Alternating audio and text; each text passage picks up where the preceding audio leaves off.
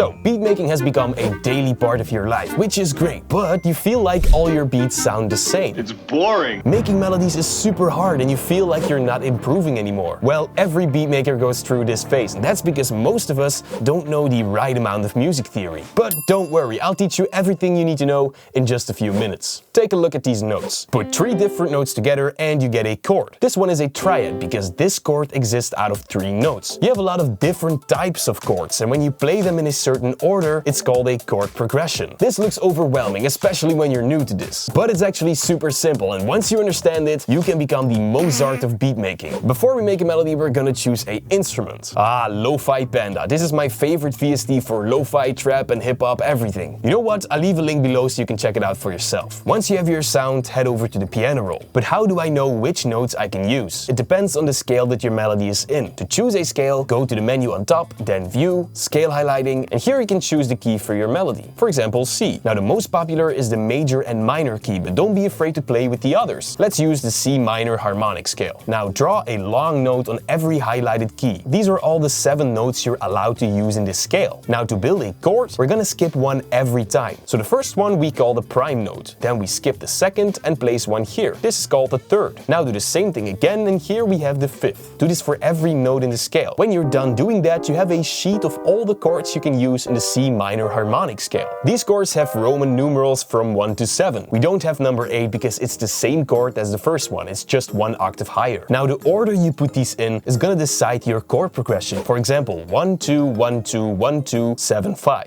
If you hold Alt and right click, you can play these chords to see which one you like. Then remove all the chords you're not planning to use and rearrange them the way you like. Alright, that was easy. Next, I like to shorten them until I have something like this.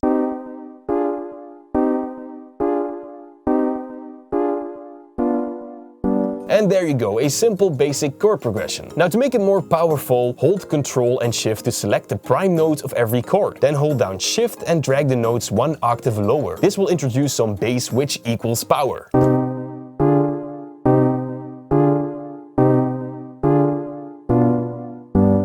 Next, I want to add more life to my melody. You can do that by filling up space in between the chords. For example, adding the prime note from the chord before in between the chords.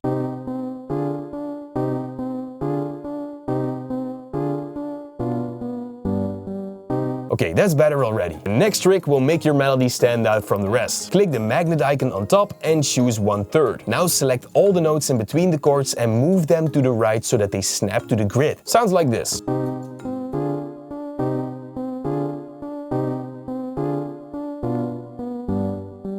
That's awesome. Now we have a super simple, ready-to-use melody. But it's actually far from done. Now we need to increase the dynamics by splitting up the notes by using different instruments. Let's start with the root notes. We're gonna use them to create a bass pattern. Select them and hit Ctrl X on your keyboard. Now find a bass instrument. By the way, this is also included in Lo-Fi Panda. Now paste the melody in the piano roll and there you go.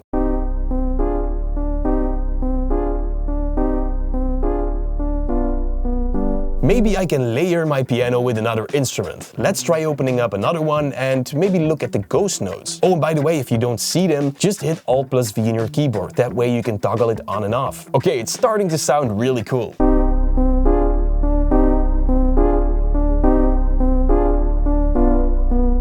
Next, I'm gonna teach you some tricks to fine-tune the melody. Back to the chords. Hit Alt plus S on your keyboard to open up the strumizer. Play with the time strength button to create an offset between the notes. That way you can create this effect. Now with this knob you can do the same thing, but with the velocity of the notes. And that will sound like this. Of course, don't forget to click accept. Okay, here comes a pro trick. That is using panning controls to increase the dynamics. Create a random panning curve like this and that will sound amazing.